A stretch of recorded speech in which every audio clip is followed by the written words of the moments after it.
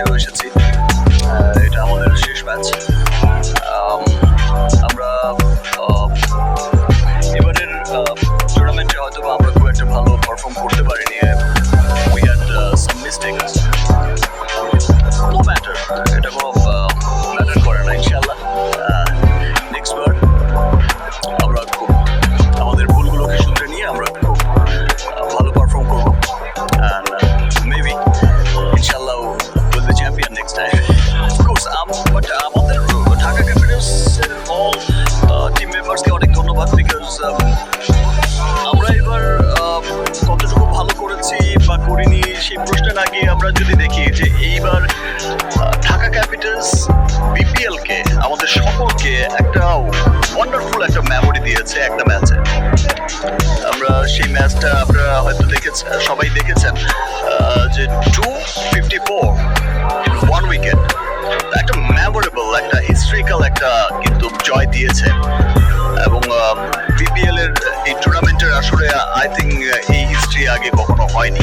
This is the first time. তো that's why Dhaka ক্যাপিটালের সমস্ত players, team members সবাইকে অনেক অনেক ধন্যবাদ। আর স্পেশালি থ্যাঙ্কস জানাচ্ছি যে ঢাকা ক্যাপিটালসের সমস্ত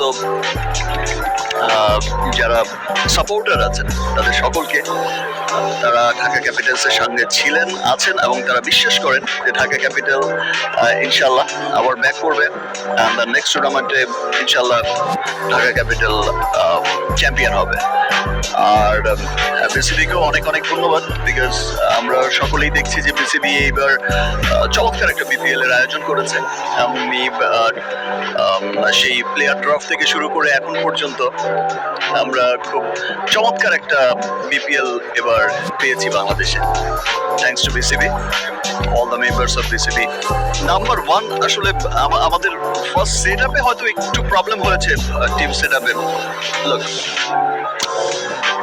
আমরা এই প্রথমবারের মতো বিপিএল এ অংশগ্রহণ করেছি। এখানে নাম্বার ওয়ান বলতে আমরা কিছু ম্যাচ পরেই আমরা দেখেছি যে সাব্বির রহমান কামব্যাক করেছে, অ্যান্ড দেন সে তো ছক্কার বন্যা বয়ে দিয়েছে। তারপরে লিটন দাস, উড়াধুরা তো একজনকে বলা যাবে না, উড়াধুরা তো ঢাকা টিমই উড়াধুরা। ইনশাল্লাহ আবার নেক্সট আসরে দেখা হবে। Thank you.